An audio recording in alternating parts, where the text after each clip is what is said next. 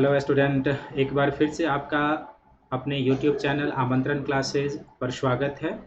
और आज फिर से हम लोग समसामयिक घटनाक्रम के एक अगले महत्वपूर्ण टॉपिक पर हम चर्चा करने जा रहे हैं, जो आपके प्रारंभिक और मुख्य परीक्षा के दृष्टिकोण से बहुत ही महत्वपूर्ण है।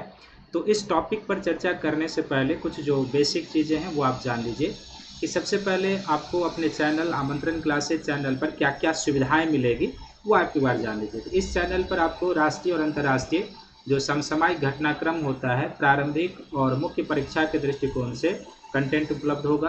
दूसरा, आपको समान अध्ययन से संबंधित जो प्रारंभिक और मुख्य परीक्षा के मटेरियल हैं, यानी कि जो सभी सब्जेक्ट है उससे संबंधित आपको मटेरियल मिलेगा, क्लास लेक्चर मिलेगा। और इतिहास और भूगोल जैसे ऑप्शनल पेपर से संबंधित जो क्लास वीडियो है, लेक्चर है, मटेरियल है, वो आपको उपलब्ध हो जाएगा। इसके लिए ये मेरा टेलीग्राम लिंक है, आप इस आमंत्रण क्लासेस टेलीग्राम लिंक्स को सब्सक्राइब कर लीजिए, ज्वाइन कर लीजिए, ताकि क्लास से संबंधित जो टाइम टेबल होता है, क्लास पीडीएफ होता है, आप यहाँ से प्राप्त कर सकते हैं। और इसके संदर्भ में और आप यदि कुछ विशेष जानकारी चाहते हैं तो ये दोनों मोबाइल नंबर व्हाट्सएप नंबर है, इस पर आप बेशक कॉल कर सकते हैं। अब आप हमारा क्लास और हमारी जो लेक्चर है वो मेरे जो क्लास ऐप है आमंत्रण क्लासेज ऐप, उस पर भी आप देख सकते हैं, जिसका लिंक आपके सामने आपके स्क्रीन पर है। आपको कुछ नहीं करना, आप अपने मोबाइल के गूगल प्ले स्टोर में जाएंगे और उस प्ले स्टोर से जाके आमंत्रण क्लासेज ऐप को डाउनलोड कर लेंगे और उस पर आपको कई सारे पीडीएफ मिलेंगे, आपको रिकॉर्डेड लेक्चर मिलेगा, आपको लाइव क्लास में आपके लिए लाएंगे। बस 1-2 दिन के बाद वो सारा सिस्टम रेडी हो जाएगा। और फिर से इन सारी चीज़ों की जानकारी के लिए ये जो मेरा टेलीग्राम लिंक है और जो मोबाइल नंबर है, व्हाट्सएप नंबर है, आप इसको डाउनलोड कर लीजिए और सब्सक्राइब कर लीजिए, ताकि आपको सारी सूचनाएं मिलती रहे।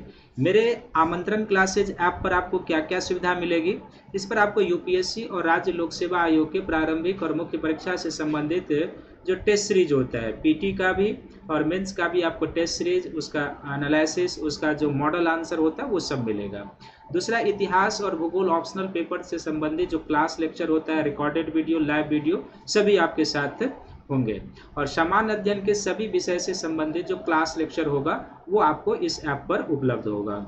तो आप यदि पहली बार मेरे क्लास को ज्वाइन कर रहे हैं तो आप सभी से आग्रह होगा कि क्लास को पूरा देखिएगा, तभी आप टॉपिक और उसके कंटेंट, उसके महत्व को समझ पाएंगे। और दूसरी बात, यदि आपने अभी तक मेरे टेलीग्राम चैनल और यूट्यूब चैनल को सब्सक्राइब नहीं किया है तो ज़रूर इसे सब्सक्राइब कर लीजिए, ताकि आपको आगे जितनी भी क्लासेज होंगी, जो भी होंगी, सबका आपको नोटिफिकेशन मिलता जाएगा। तो आइए आज मैं आपको क्लास के टॉपिक में लिए चलता हूं। और आज का जो टॉपिक है वो करंट और जो विज्ञान और प्रौद्योगिकी होता है उससे संबंधित आज का टॉपिक है। तो आज के टॉपिक में हम एक बहुत ही महत्वपूर्ण जो टॉपिक है, राष्ट्रीय हाइड्रोजन मिशन के ऊपर चर्चा करने जा रहे हैं। राष्ट्रीय हाइड्रोजन मिशन। तो कल आपको मैंने एक नेशनल सिंगल विंडो सिस्टम के बारे में बताया था, और आज राष्ट्रीय हाइड्रोजन ऊर्जा मिशन या राष्ट्रीय हाइड्रोजन मिशन जो भारत सरकार का है उस पर चर्चा करने जा रही है। ये आपके साइंस एंड टेक में भी आ सकता है, ये आपके जनरल स्टडीज़ के करंट अफेयर्स के दृष्टिकोण से भी आ सकता है। तो यूपीएससी में आप इस टॉपिक के रेलेवेंसी को समझ लीजिए। यूपीएससी के मेंस में ये आपके पेपर 3 का टॉपिक हो जाएगा, और ये चूँकि 15 अगस्त को घोषित हुआ था, तो ये आपको यूपीएससी के प्री में भी पूछा जा सकता है, दोनों में, प्री और मेंस में पूछा जा सकता है। साथ ही जो राज्य लोक सेवा आयोग है, जो आगे आने वाले समय में कई सारे राज्य लोक सेवा आयोग के प्रारंभिक परीक्षा होने हैं, तो राज्य लोक सेवा आयोग के प्रारंभिक परीक्षा में भी नेशनल हाइड्रोजन मिशन के बारे में आपसे प्रश्न होंगे। ये निसंदेह है, क्योंकि भारत सरकार एनर्जी सिक्योरिटी और ऊर्जा सुरक्षा और ऊर्जा स्वातंत्र की ओर कदम बढ़ाने जा रही है, तो जाहिर सी बात है कि इस पर प्रश्न बनता है। तो इस प्रश्न पर जाने से पहले, इस टॉपिक को एनालिसिस करने से पहले, सबसे पहले जैसे हम लोग पहले करते आ रहे हैं, इस टॉपिक का हम लोग एक फॉर्मेटिंग कर लेते हैं। तो सबसे पहले इसका हम लोग क्या करेंगे, परिचय लेंगे राष्ट्रीय हाइड्रोजन मिशन का। परिचय लेने के बाद इस मिशन का जो सरकार का उद्देश्य है, ऑब्जेक्टिव है, उस उद्देश्य को समझेंगे। उद्देश्य को समझने के बाद इसमें जो प्रमुख बिंदु है राष्ट्रीय हाइड्रोजन मिशन में, जो प्रमुख पॉइंट है उस प्रमुख बिंदु को समझेंगे, कहाँ तक इस क्षेत्र में प्रगति हो चुकी है। उसके बाद हम लोग देखेंगे कि जो हाइड्रोजन की प्राप्ति होती है उसके क्या तरीके हैं। तो हाइड्रोजन की प्राप्ति जो होती है वो कैसे होती है वो देखेंगे। हाइड्रोजन की प्राप्ति के बाद हम लोग देखेंगे कि हाइड्रोजन के जो प्रकार होते हैं इसको हम लोग देखेंगे। हाइड्रोजन के प्रकार को देखेंगे, और हाइड्रोजन को प्रकार के बाद देखने के बाद इसमें हम लोग देखेंगे कि हाइड्रोजन की जो प्रकृति होती है वो कैसी प्रकृति की होती है, हाइड्रोजन की प्रकृति। और फिर इसमें एक हम लोग सेशन एनालिसिस करेंगे इसी में कि भारत सरकार के द्वारा ये जो राष्ट्रीय हाइड्रोजन मिशन चलाया गया है, इस मिशन की चुनौती क्या है, इस क्षेत्र में चुनौती क्या होगी, और चुनौती के साथ साथ इस मिशन के क्षेत्र में संभावना क्या है, इस सारे पहलुओं पर हम लोग चर्चा करेंगे। तो इसी तरीके से आप अपने से भी जब भी करंट अफेयर्स को पढ़ें तो इसी तरीके से टॉपिक को पहले क्या कर लेना चाहिए, फॉर्मेटिंग कर लेना चाहिए कि कितने एस्पेक्ट इस टॉपिक के हो सकते हैं, कहाँ से आपसे पूछा जा सकता है। इतना तो मैंने बता दिया कि ये मेंस में भी आ सकता है, प्री में भी, राज्य लोक सेवा आयोग पे। और यदि ऊर्जा पर कोई निबंध पूछा जाता है एग्जाम में, चाहे वो यूपीएससी का एग्जाम हो या जहाँ पर स्टेट पीसीएस में निबंध का पेपर है, तो वहाँ पर भी यदि रिक्वायरमेंट है और इस तरह के मटेरियल को इनकॉर्पोरेट कर देते हैं तो आपका निबंध करंट से अपडेट हो जाएगा और भारत सरकार की योजनाओं से अपडेट हो जाएगा, आपके निबंध की क्वालिटी बढ़ जाएगी और आप मार्क अधिक से अधिक उठा पाएंगे। तो इसलिए इसकी फॉर्मेटिंग बहुत ज़रूरी होती है ताकि, और ये फॉर्मेटिंग का क्या होता है कि दिमाग में एक इमेज बन जाता है कि हाँ इसमें इतने डायमेंशन है, इतने तरीके से हमें इस चीज़ को समझना है। तो आइए हम आपको इस टॉपिक पर लिए चलते हैं। राष्ट्रीय हाइड्रोजन मिशन का जो ये टॉपिक है भारत सरकार का, इस पर चलते हैं और हर एक जितना मैंने सेक्शन इसमें लिखा है, इस हर एक सेक्शन के ऊपर हम लोग डीप डिस्कशन करेंगे और फिर आपके कमेंट का मुझे इंतज़ार रहेगा कि आपको टॉपिक कैसा लगा, आपको किस तरह के टॉपिक चाहिए, कैसा आप चाहते हैं अपने चैनल से, तो आप इसे ज़रूर लिखने का प्रयास कीजिएगा। तो परिचय में सबसे बड़ी क्या है कि जो राष्ट्रीय हाइड्रोजन मिशन है इसकी जो घोषणा की गई थी,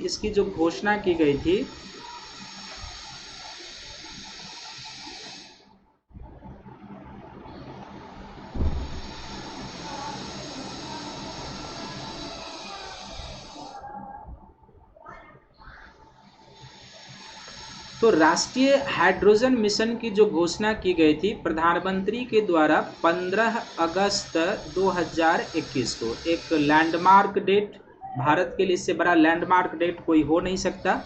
तो 15 अगस्त 2021 को प्रधानमंत्री के द्वारा इसकी घोषणा की गई और जाहिर सी बात है कि 15 अगस्त 2021 को प्रधानमंत्री के द्वारा यदि इसकी घोषणा की गई तो कहाँ से की गई होगी, तो प्रधानमंत्री के द्वारा इस मिशन की घोषणा लाल किले के प्राचीर से की गई, लाल किले के प्राचीर से, यानी कि स्वतंत्रता दिवस के अवसर पर प्रधानमंत्री ने जो लाल किले से राष्ट्र को संबोधन किया था, उस राष्ट्र के संबोधन में उन्होंने एक राष्ट्रीय हाइड्रोजन मिशन की चर्चा की।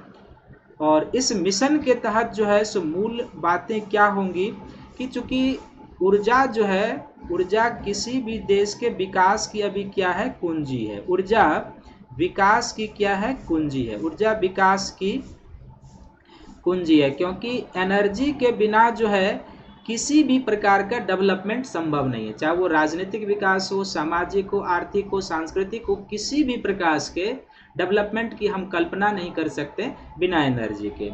और प्रति व्यक्ति ऊर्जा की जो खपत होती है, प्रति व्यक्ति ऊर्जा की खपत, प्रति व्यक्ति ऊर्जा खपत या ऊर्जा की जो आप उपलब्धता कह सकते हैं, खपत या ऊर्जा की उपलब्धता, प्रति व्यक्ति ऊर्जा की खपत या जो उपलब्धता है, आज विश्व में एक विकास का पैमाना माना जाता है। तो जाहिर सी बात है कि इन्हीं चीज़ों को ध्यान में रखते हुए, चूंकि आने वाले समय में हमारे सामने ऊर्जा को लेकर बड़ी चुनौती आ सकती है, क्योंकि हम ऊर्जा के लिए डिपेंडेंट हैं एक ऐसे क्षेत्र पर, मूल रूप से मिडिल ईस्ट के क्षेत्र पर डिपेंडेंट हैं, जो हमेशा राजनीतिक अस्थिरता के दौर से गुजरता है। इसके कारण क्या होता है कि हमारे यहाँ ईंधन काफ़ी महंगा भी होता है।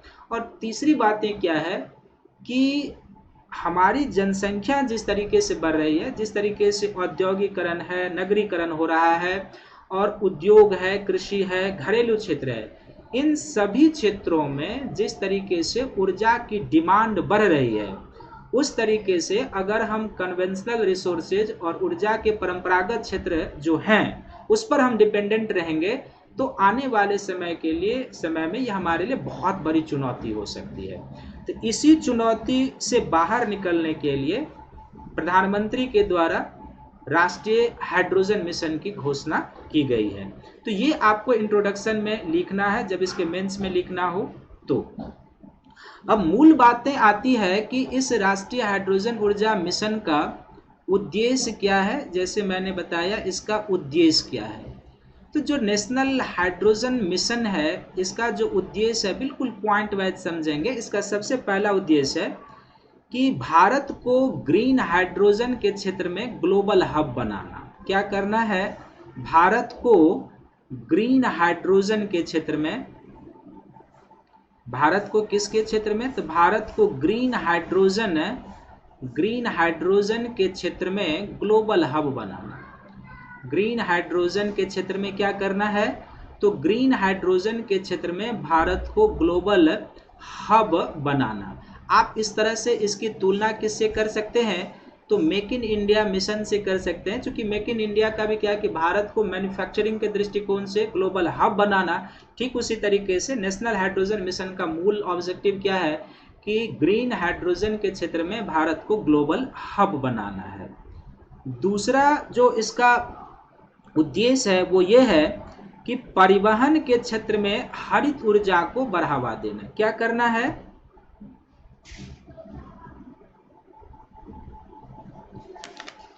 एक मिनट।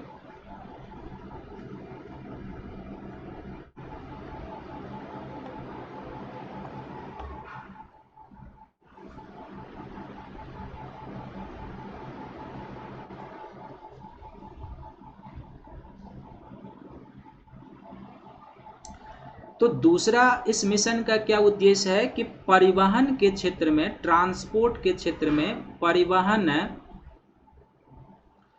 परिवहन के क्षेत्र में हरित ऊर्जा को बढ़ावा देना। परिवहन के क्षेत्र में क्या करना है? हरित ऊर्जा को, ग्रीन एनर्जी को, हरित ऊर्जा को बढ़ावा देना।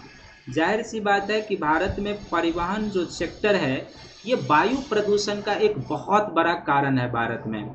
तो परिवहन सेक्टर में यदि हम ग्रीन एनर्जी को बढ़ावा देते हैं तो जाहिर सी बात है कि जो शहरों में या ग्रामीण क्षेत्रों में जहां पर भी परिवहन सेक्टर के कारण प्रदूषण की समस्या उत्पन्न हो रही है, तो हम उस प्रदूषण की समस्या को कंट्रोल कर पाएंगे। तो दूसरा हो गया। तीसरा इसका उद्देश्य, हर एक पॉइंट को लिखेंगे कि आत्मनिर्भर भारत अभियान की ओर कदम बढ़ाना। हमारा जो हर एक क्षेत्र में आत्मनिर्भर भारत का सपना है, तो आत्मनिर्भर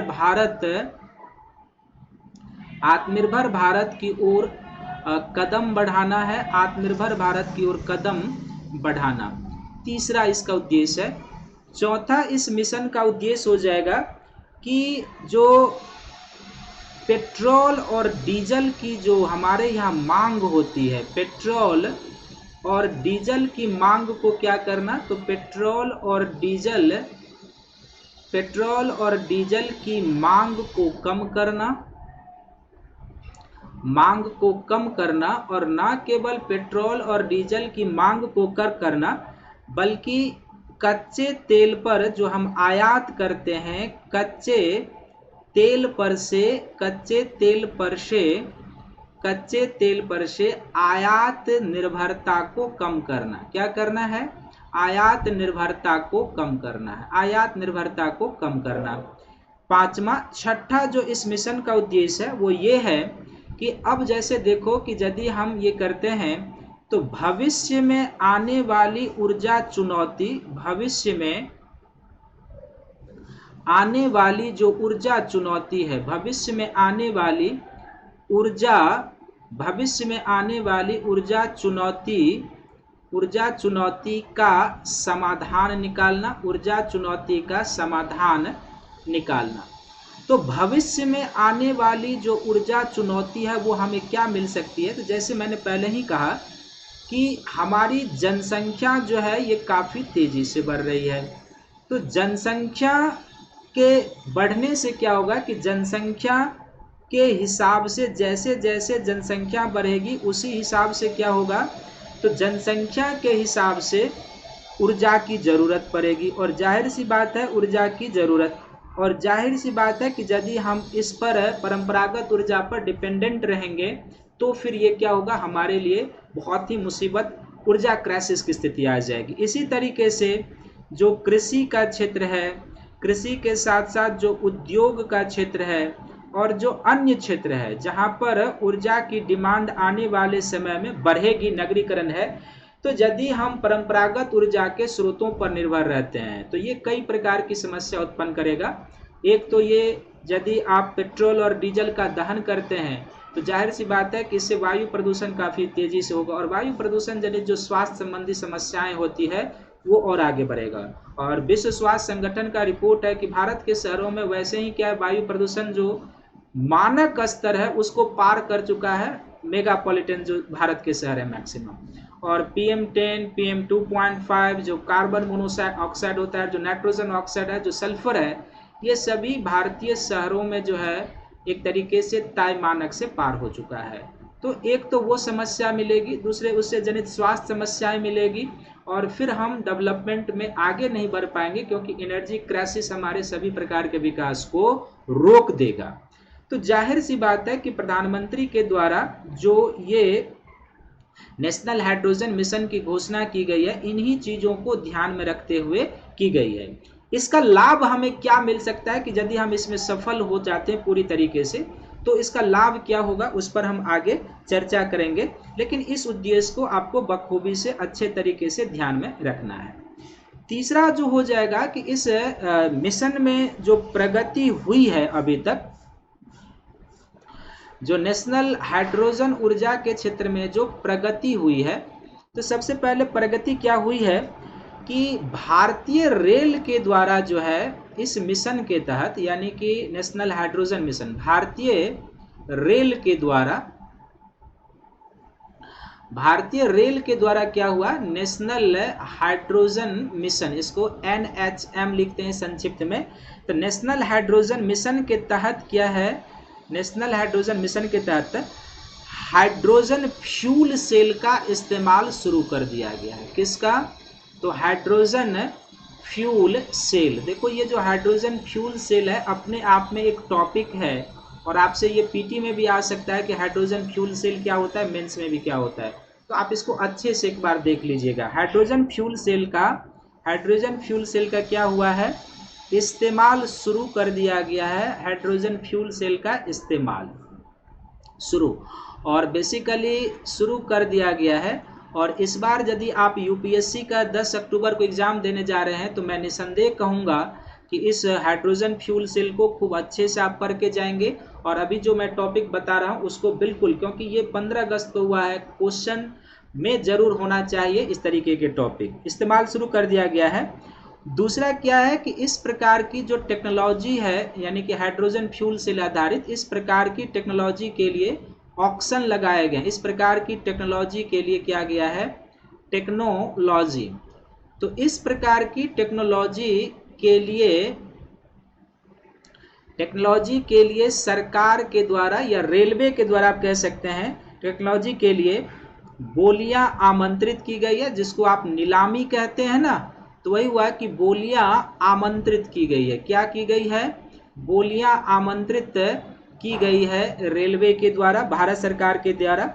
और तीसरा जो हाइड्रोजन फ्यूल सेल आधारित टेक्नोलॉजी है, यह तकनीकी उत्तरी रेलवे के, नॉर्थ रेलवे के, यह तकनीकी जो है उत्तरी रेलवे के, कहाँ पर, तो उत्तरी रेलवे के सोनीपत जिंद, ये याद रखेंगे, ये पूछा जा सकता है कि सबसे पहले कहाँ पर प्रयोग हुआ।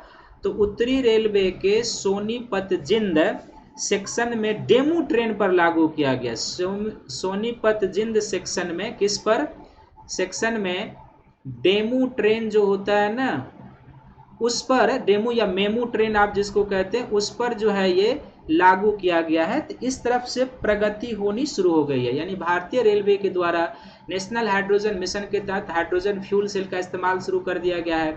इस प्रकार की टेक्नोलॉजी के लिए बोलियां आमंत्रित की गई है और सोनीपत जिंद जो है यहाँ पर ये जो है सो शुरू की जाएगी इसकी। तीसरा क्या है कि सबसे बड़ी बात होती है कि जिस एनर्जी के बारे में हम लोग चर्चा कर रहे हैं, तो हमें ग्रीन हाइड्रोजन की प्राप्ति कैसे हो सकती है, या ग्रीन हाइड्रोजन के प्राप्ति के स्रोत क्या है। ग्रीन हाइड्रोजन की प्राप्ति, तो ग्रीन हाइड्रोजन की जो प्राप्ति होती है इसके दो तरीके हैं बेसिक रूप से। और ग्रीन हाइड्रोजन की प्राप्ति के जो दो तरीके हैं, इसमें एक है जिसको नॉर्मली हम लोग क्या कहते हैं, इलेक्ट्रोलाइसिस विधि कहते हैं। इलेक्ट्रोलाइसिस विधि क्या कहते हैं इसको, इलेक्ट्रोलाइसिस विधि कहते हैं। ये 9वां 10वां में भी आप पढ़े होंगे इलेक्ट्रोलाइसिस की विधि में, फैराडे के नियम के बारे में। तो इलेक्ट्रोलाइसिस विधि कहते हैं। इलेक्ट्रोलाइसिस विधि में क्या होता है कि बेसिकली जल का, जिसका अणुसूत्र क्या है, H2O है, जल का क्या होता है, हम लोग अपघटन कराते हैं, जल का अपघटन कराते हैं, और इस अपघटन की प्रक्रिया में जल से हाइड्रोजन को हम लोग अलग कर हाइड्रोजन की प्राप्ति करते हैं। तो एक ये विधि है, और दूसरी विधि जो है उसको हम लोग कहते हैं सेपरेशन विधि कहते हैं, जिसको कहते हैं पृथक्करण विधि कहते हैं। क्या कहते हैं, सेपरेशन विधि कहते हैं, पृथक्करण विधि। तो इस पृथक्करण विधि में कैसे हाइड्रोजन, ग्रीन हाइड्रोजन की प्राप्ति होगी। तो इस पृथक्करण विधि में क्या होता है कि जो प्राकृतिक गैस है, यानी कि CH4 से हाइड्रोजन अलग करते हैं। CH4 से यानी मीथेन से हम लोग क्या करते हैं, हाइड्रोजन अलग करते हैं, हाइड्रोजन अलग करते हैं। हालांकि जब पृथक्करण विधि से हम CH4 से हाइड्रोजन अलग करेंगे तो इसमें कुछ ग्रीन हाउस गैसें भी निकलेगी, जिसके उत्पाद के रूप में क्या होगा, एक जलवाष्प निकलेगा, जो एक प्रकार का क्या है, ग्रीन हाउस गैस भी है। जलवाष्प इसका क्या होगा, उप उत्पाद होगा, जो एक प्रकार का ग्रीन हाउस गैस भी है। तो ग्रीन हाइड्रोजन की प्राप्ति जो है हम दो तरीके से कर सकते हैं। एक इलेक्ट्रोलाइसिस विधि से, जिसमें हम नॉर्मली जल का अपघटन कराते हैं फैराडे के नियम के तहत, और उससे क्या होता है कि जल और हाइड्रोजन टूटकर अलग हो जाते हैं, हम हाइड्रोजन को कलेक्ट कर सकते हैं। और दूसरा पृथक्करण विधि है, जिसमें प्राकृतिक गैस मीथेन से हाइड्रोजन को अलग करते हैं और ग्रीन हाइड्रोजन की प्राप्ति हमें हो जाती है। नेक्स्ट है हाइड्रोजन का प्रकार। तो जो हाइड्रोजन के प्रकार होते हैं और इसमें से कौन सा हाइड्रोजन का भी भारत में उत्पादन हो रहा है और किस पर फोकस है भारत का, ये हमें इसमें समझ में आ जाएगा। तो जब हम लोग हाइड्रोजन के प्रकार पर चर्चा करते हैं ना, तो मूल रूप से जिससे ईंधन की प्राप्ति हो सकती है जिस हाइड्रोजन से, वो हाइड्रोजन जो होता है वो 3 प्रकार का होता है। कौन कौन होता है, तो एक होता है जिसको हम लोग कहते हैं ग्रे हाइड्रोजन कहते हैं, एक होता है जिसको हम लोग क्या कहते हैं, ग्रे हाइड्रोजन कहते हैं। दूसरा होता है जिसको हम लोग क्या कहते हैं, ब्लू हाइड्रोजन कहते हैं, नीला हाइड्रोजन कहते हैं, ब्लू हाइड्रोजन कहते हैं। और तीसरा जो हाइड्रोजन होता है उसी को हम लोग क्या कहते हैं, ग्रीन हाइड्रोजन कहते हैं। तीसरे को हम लोग क्या कहते हैं, ग्रीन हाइड्रोजन। तो ये हाइड्रोजन के प्रकार होते हैं। इसमें ग्रीन हाइड्रोजन की जो प्राप्ति होती है वो हमें किससे प्राप्त होगी, तो ग्रीन हाइड्रोजन की प्राप्ति हमें जल से हो सकती है। किस विधि से, वो अभी आपको पीछे बताया है। और दूसरा हमें इसके किससे प्राप्ति हो सकती है, मीथेन से प्राप्ति होती है। तो ये जो दो है ये ग्रीन हाइड्रोजन की प्राप्ति के स्रोत हैं, जिसमें जल का इलेक्ट्रोलाइसिस करके, अपघटन करके और पृथक्करण से मीथेन से हम प्राप्त करते हैं। जो ब्लू हाइड्रोजन है, तो ब्लू हाइड्रोजन की जो प्राप्ति होती है वो किससे होता है बेसिकली, तो ब्लू हाइड्रोजन की प्राप्ति हमें होती है जीवाश्म ईंधन से होता है, जीवाश्म ईंधन से। और जाहिर सी बात है कि यदि जीवाश्म ईंधन से हमें ब्लू हाइड्रोजन की प्राप्ति होगी तो इसमें हमें कुछ उत्पाद प्राप्त होगा, यानी कि उत्पाद प्राप्त होगा, बाय प्रोडक्ट। और वो उत्पाद क्या मिलेगा हमें? तो वो उत्पाद कुछ प्रदूषणकारी गैसें होंगी, कार्बन मोनोऑक्साइड निकलेगा और कार्बन डाइऑक्साइड निकलेगा। और तीसरा जो ग्रे हाइड्रोजन है, तो ग्रे हाइड्रोजन जो है ना, भारत में अभी हाइड्रोजन उत्पादन के लिए सर्वाधिक इसी का प्रयोग किया जा रहा है। ये भी बेसिकली क्या होता है, हाइड्रोकार्बन से प्राप्त होते हैं। ये किससे प्राप्त होते हैं ग्रे हाइड्रोजन? तो हाइड्रोकार्बन से प्राप्त होता है, हाइड्रोकार्बन से अर्थात जीवाश्म ईंधन और प्राकृतिक गैस से, हाइड्रोकार्बन से। और भारत में हाइड्रोजन उत्पादन में अभी सर्वाधिक यूज हो रहा है। भारत में हाइड्रोजन उत्पादन में इसका सर्वाधिक यूज हो रहा है। हाइड्रोजन उत्पादन में अभी सर्वाधिक यूज हो रहा है। हाइड्रोजन उत्पादन में क्या हो रहा है? हाइड्रोजन उत्पादन में सर्वाधिक प्रयोग हो रहा है, सर्वाधिक यूज हो रहा है। तो एक तो आप समझ गए कि ग्रीन हाइड्रोजन की प्राप्ति कैसे होगी। दो तरीका अभी जस्ट बताया इससे पीछे वाले स्लाइड में आपको, कि इसमें दो तरीके प्रयोग में लाते जाते हैं ग्रीन हाइड्रोजन के लिए, एक इलेक्ट्रोलाइसिस विधि जो जल से, और एक पृथक्कीकरण विधि। लेकिन हाइड्रोजन जो 3 प्रकार का होता है, तो इसमें एक कौन होता है? एक है ग्रे हाइड्रोजन, इसकी प्राप्ति कहाँ से होगी? दूसरा है ब्लू हाइड्रोजन, इसकी प्राप्ति कहाँ से होगी, क्या उत्पाद के रूप में निकलेगा? और तीसरा है ग्रीन हाइड्रोजन, जिसकी प्राप्ति कहाँ से होगी? और इसी ग्रीन हाइड्रोजन की जो इससे प्राप्ति होगी, इस मिशन के तहत इसी पर फोकस है, इसी पर फोकस है। यानी कि जो नेशनल हाइड्रोजन मिशन है, NHM है, इस मिशन के तहत जो है क्या है, इसी पर फोकस है, इसी पर फोकस है। ये आपको ध्यान में रखना है। अब थोड़ा सा जो है आप ये भी जान लीजिए कि जो हाइड्रोजन की प्रकृति होती है वो कैसी होती है, तो और आप इसको समझ पाएंगे। तो केमिस्ट्री के दृष्टिकोण से जो हाइड्रोजन की प्रकृति होती है, हाइड्रोजन की जो प्रकृति होती है, जो नेचर होती है, वो किस प्रकार की होती है, तो वो आप देखिए। तो केमिस्ट्री के दृष्टिकोण से यदि देखा जाए तो हाइड्रोजन की जो सबसे पहली प्रकृति है, ये क्या है कि आवर्त सारणी, जो पीरियोडिक टेबल होता है, तो हाइड्रोजन जो है आवर्त सारणी में क्या है, आवर्त सारणी में सबसे पहला पाया जाने वाला, आवर्त सारणी का पहला और हल्का तत्व भी है। और ये क्या है, पहला और हल्का तत्व है, हल्का तत्व है।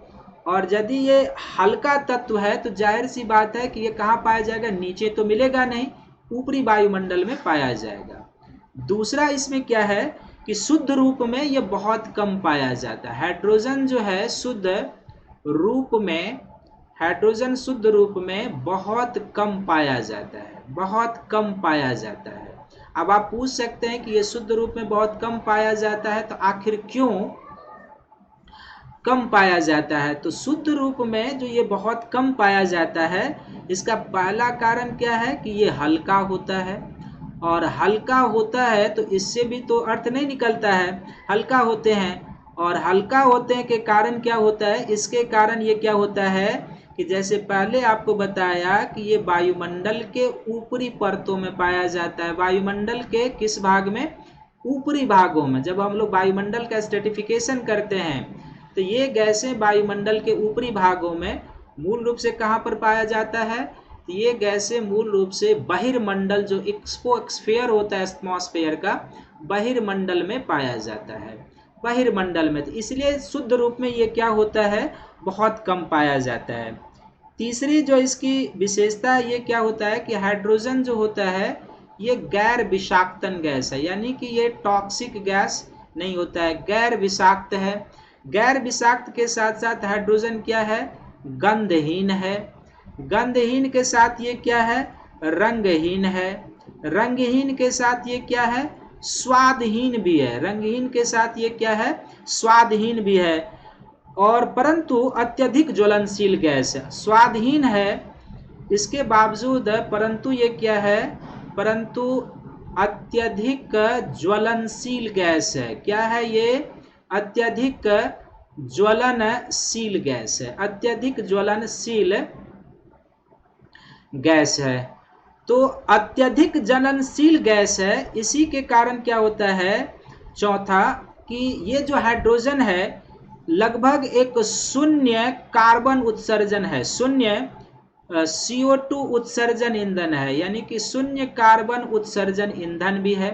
और जाहिर सी बात है कि यदि शून्य कार्बन उत्सर्जन ईंधन है तो इसका अर्थ ये निकलता है कि शून्य कार्बन उत्सर्जन ईंधन होने के कारण ये एक तरीके से क्या है, पर्यावरण मित्र ईंधन है, कह सकते हैं पर्यावरण मित्र ईंधन है।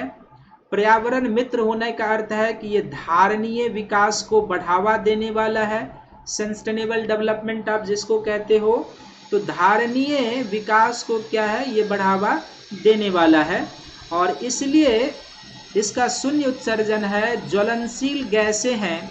इन दोनों पॉइंट को ध्यान में रखते हुए यदि आप देखेंगे तो इसलिए इसका यूज किस में होता है, तो ये फ्यूल सेल में प्रयोग में लाया जाता है। कहाँ पर लाया जाता है? फ्यूल सेल में, या आप कह सकते हो कि आंतरिक दहन इंजन के रूप में प्रयोग में लाया जाता है। आंतरिक दहन इंजन में, इंटरनल कंबक्शन इंजन में प्रयोग में लाया जाता है। और दूसरा ये कहाँ पर, तो अंतरिक्ष यान में प्रणोदक के रूप में प्रयोग होता है, प्रोपोलेंट यानी ईंधन के रूप में। अंतरिक्ष में, अंतरिक्ष यान में प्रणोदक, अंतरिक्ष यान में किसके रूप में होता है, तो अंतरिक्ष यान में प्रणोदक के रूप में इसका उपयोग होता है।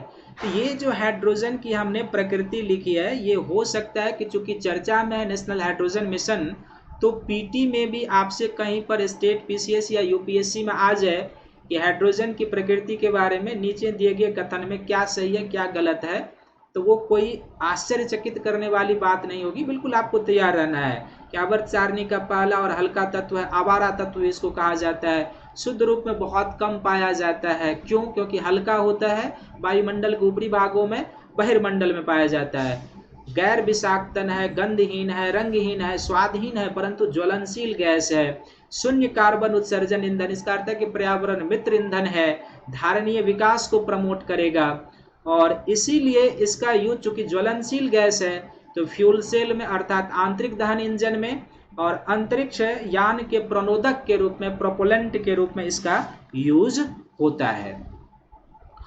अब इसमें है क्या कि इस क्षेत्र में भारत के लिए संभावना क्या है और चुनौती क्या है।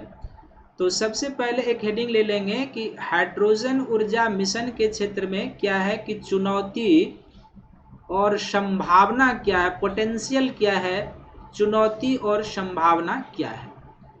तो सबसे पहले देखो कि इस क्षेत्र में जो चुनौती है जिसकी आप आलोचना कर सकते हैं, इस मिशन का आप कह सकते हैं कि यदि आप इलेक्ट्रोलाइसिस विधि से जल को तोड़ते हैं, जैसे कि पहले हमने बताया हाइड्रोजन की प्राप्ति के लिए, तो जल तोड़ने में क्या होगा, ईंधन की खपत होगी। जल तोड़ने में क्या होगा, जल तोड़ने में ईंधन की खपत, जल तोड़ने में ईंधन की खपत होगी। तो बात तो वही हुआ ना कि एक ऊर्जा प्राप्त करने के लिए आप दूसरे ऊर्जा का क्षय कर रहे हैं, तो इसका अर्थ है महंगी हो जाएगी। तो जल तोड़ने में चूंकि इलेक्ट्रोलाइसिस विधि से आप करेंगे, तो इलेक्ट्रोलाइसिस कैसे होगा, विद्युत धारा प्रवाहित करेंगे, जल का यूज करेंगे, उसका करंट का यूज करेंगे, तो एक ऊर्जा की प्राप्ति के लिए दूसरे ऊर्जा को आपको खपत करना पड़ेगा, ये एक चुनौती है। तो इसका अर्थ है कि ये कॉस्टली हो जाएगा। दूसरा इस क्षेत्र में चुनौती क्या है कि हाइड्रोजन के दोहन से संबंधित जो टेक्नोलॉजी है वो अभी अपने प्रारंभिक अवस्था में। हाइड्रोजन के दोहन से संबंधित टेक्नोलॉजी, दोहन से संबंधित जो प्रौद्योगिकी है, दोहन से संबंधित टेक्नोलॉजी क्या है, अपने प्रारंभिक अवस्था में, यानी कि रिसर्च के दौर में है। टेक्नोलॉजी प्रारंभिक अवस्था में, किस अवस्था में है, प्रारंभिक अवस्था में। तो यदि कोई टेक्नोलॉजी अभी प्रारंभिक अवस्था में है, जैसे कि हाइड्रोजन से अलग करेंगे, जैसे सेपरेशन विधि से यदि मीथेन से अलग करेंगे तो कार्बन अलग होगा। तो जैसे इसमें जो प्रयुक्त टेक्नोलॉजी होगी, जिसमें एक यूज आएगा जिसको हम लोग कहेंगे कार्बन कैप्चर स्टोर टेक्नोलॉजी। एक क्या होगा?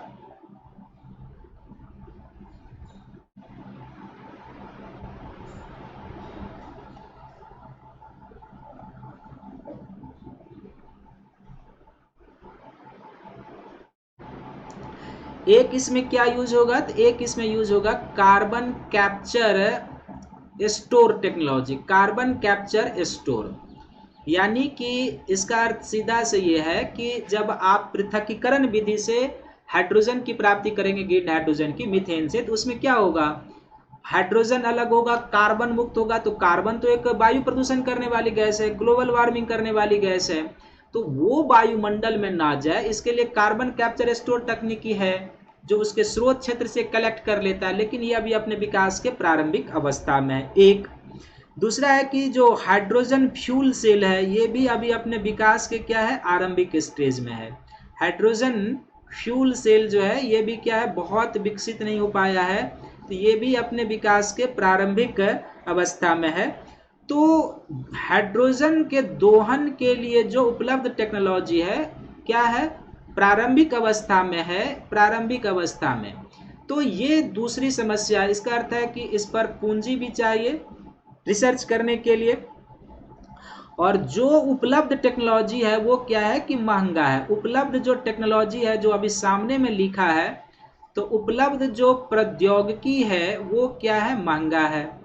तो भारत जैसे देश में पूंजी की कमी, और उसमें भी अभी प्रौद्योगिकी क्या है? उपलब्ध प्रौद्योगिकी महंगा है।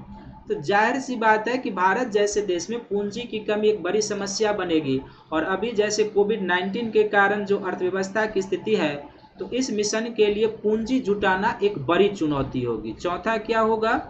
आप लिख सकते हैं कि मिशन को पूरा करने के लिए पूंजी जुटाना क्या है? चुनौती। पूंजी जुटाना चुनौती होगी, वो भी ऐसे समय में जब अर्थव्यवस्था मेल्टडाउन की स्थिति में कोविड-19 के कारण जल रहा है वो।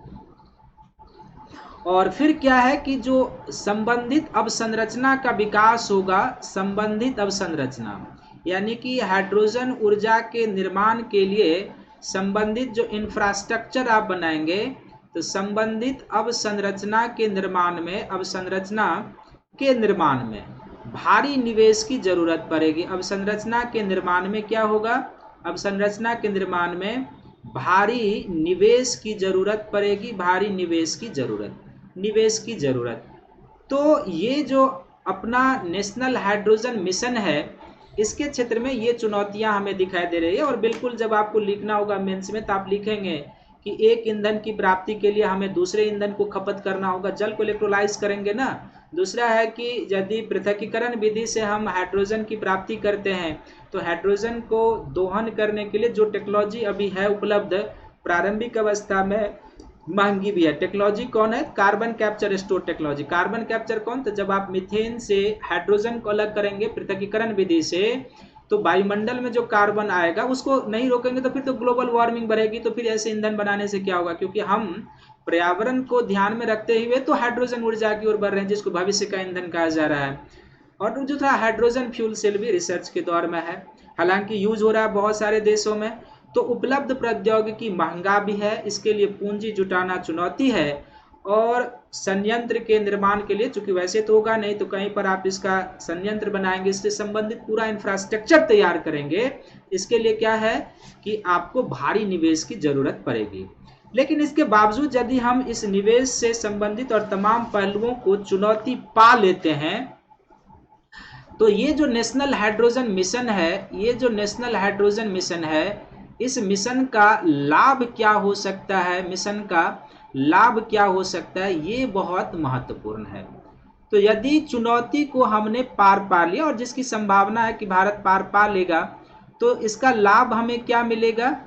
सबसे इसका लाभ क्या हमें मिलेगा? पहला कि हमारी परंपरागत ऊर्जा पर से निर्भरता कम होगी। परंपरागत ऊर्जा पर से क्या होगा? परंपरागत ऊर्जा पर से निर्भरता हमारी कम होगी, निर्भरता कम होगी। और जाहिर सी बात है कि परंपरागत ऊर्जा पर से जो हमारी निर्भरता कम होगी, ये हमें कई प्रकार से बेनिफिट दिलाएगा। जैसे आप देखो कि परंपरागत ऊर्जा जैसे पेट्रोल और डीजल है, तो इसके लिए हम कहाँ पर डिपेंडेंट हैं? तो इसके लिए हम लोग मध्य पूर्व के देशों पर निर्भर हैं। मिडिल ईस्ट, मध्य पूर्व, जिसको आप गल्फ कंट्री भी कहते हो, मध्य पूर्व के देशों पर, मध्य पूर्व के देशों पर निर्भर हैं। देखो कॉन्सेप्ट कैसे निकलता है, कॉन्सेप्ट को समझना। मध्य पूर्व के देशों पर निर्भर हैं, और ये मध्य पूर्व के देश ऐसे देश हैं जो अधिकांश समय क्या होता है, राजनीतिक अस्थिरता के दौर में रहते हैं। अधिकांश समय क्या होता है, अधिकांश समय राजनीतिक अस्थिरता के दौर में, पॉलिटिकल अनस्टेबिलिटी, राजनीतिक अस्थिरता के दौर में। और जाहिर सी बात है कि इस राजनीतिक अस्थिरता के कारण क्या होगा कि यदि हमारी इस पर डिपेंडेंसी रहेगी तो ये हमारे लिए क्या होगा कि ऊर्जा सुरक्षा के लिए चुनौती हो जाएगी। ऊर्जा सुरक्षा के लिए चुनौती हो जाएगी, ऊर्जा सुरक्षा के लिए चुनौती। और ये हमें क्या बढ़ावा दे सकता है, तो ऊर्जा संकट को बढ़ावा दे सकता है, ऊर्जा संकट को बढ़ावा देगा। इस पर निर्भरता और क्या हमारे लिए समस्या उत्पन्न कर रही है, इससे भी एक दो पॉइंट आप निकाल कर देख लो। इस पर यदि हम मध्य पूर्व के देशों पर ऊर्जा के लिए निर्भर हैं, तो ये और क्या हमारे लिए समस्या कर रहा है, तो इसके कारण मुद्रा जो भारतीय रुपया है वो कमजोर हो रहा है। क्या हो रहा है, चूंकि इसकी कीमत डॉलर में होती है तो भारतीय रुपया कमजोर पड़ रहा है। क्या हो रहा है, भारतीय रुपया कमजोर। देखो कैसे कॉन्सेप्ट निकलता है और कैसे आपको जोड़ना है, भारतीय रुपया कमजोर। दूसरा इसके कारण क्या होता है कि हमारे यहाँ चूंकि डीजल और पेट्रोल महंगा है, यानी कि जो ईंधन है, चूंकि वहां से आता है ईंधन क्या है, महंगा है। और ईंधन महंगा होने के कारण क्या होता है कि सबसे ज्यादा प्रभाव उपभोक्ता पर पड़ता है, उपभोक्ता पर प्रभाव। उपभोक्ता पर क्या प्रभाव पड़ता है कि एक तो आपको डीजल और पेट्रोल महंगे मिलते हैं, और चूंकि परिवहन का ये साधन है तो अन्य वस्तु भी आपको क्या होता है, महंगा मिलता है, अन्य वस्तु महंगा। और साथ ही साथ डीजल और पेट्रोल पर सरकार को बड़े पैमाने पर क्या होता है, सब्सिडी देने पड़ती है, जिसका प्रभाव सीधे कहाँ पर पड़ता है, इस सब्सिडी का प्रभाव सीधे राजकोषीय घाटा पर पड़ता है, राजकोषीय घाटा पर। देखो कहाँ कहाँ से चीजें लिंक होती है, ये आप समझो। तो परंपरागत ऊर्जा पर निर्भरता हमारी ये कम करेगी, जिसमें हम मध्य पूर्व के देशों पर निर्भर हैं, और ये मध्य पूर्व के देश अधिकांश समय राजनीतिक अस्थिरता के शिकार रहते हैं। इसके कारण हमारे समक्ष कभी भी, जैसे अभी आप देखो अफगानिस्तान का इशू आ गया, ऊर्जा सुरक्षा की चुनौती बढ़ सकती है, एनर्जी क्राइसिस बढ़ जाएगी। और एनर्जी क्राइसिस यदि बढ़ गई तो पूरी अर्थव्यवस्था प्रभावित हो जाएगी, क्योंकि ऊर्जा जो है विकास का मानक है, पहला ही आपको बताया, पूरी अर्थव्यवस्था प्रभावित हो जाएगी। इसके कारण पूरी अर्थव्यवस्था प्रभावित होगी। तो ये तो क्लियर है। फिर निर्भरता के कारण क्या हो रहा है कि भारतीय रुपया कमजोर हो रहा है, क्योंकि हम डॉलर में लेते, रुपया का डॉलर में। फिर ईंधन महंगा होता है हमारे यहाँ, और उसके कारण उपभोक्ताओं पर प्रभाव पड़ता है, अन्य आवश्यक वस्तुएं महंगी हो जाती है। सरकार इस पर जो भी कंपनी उसको सब्सिडी देती है, और सब्सिडी सीधे कहाँ पर हमें ले जाता है, तो हम राजकोषीय घाटा हमारा बढ़ता है। तो इन सब से हमें मुक्ति मिल सकती है यदि नेशनल हाइड्रोजन मिशन सफल हो जाता है। दूसरा क्या होगा कि ये धारणीय विकास को बढ़ावा दे सकता है। ये क्या कर सकता है, तो धारणीय विकास, सस्टेनेबल डेवलपमेंट को बढ़ावा देगा, धारणीय विकास को बढ़ावा। अब धारणीय विकास क्या है ये आप जानते होंगे, मुझे नहीं लगता कि इस पर चर्चा करने की जरूरत है। तीसरा ये क्या करेगा कि यदि परंपरागत पेट्रोल और डीजल पर से हमारी निर्भरता कम होती है, तो जाहिर सी बात है कि वायु प्रदूषण जो भारतीय शहरों में है वो कम होगा, वायु प्रदूषण कम होगा, वायु प्रदूषण क्या होगा, कम होगा।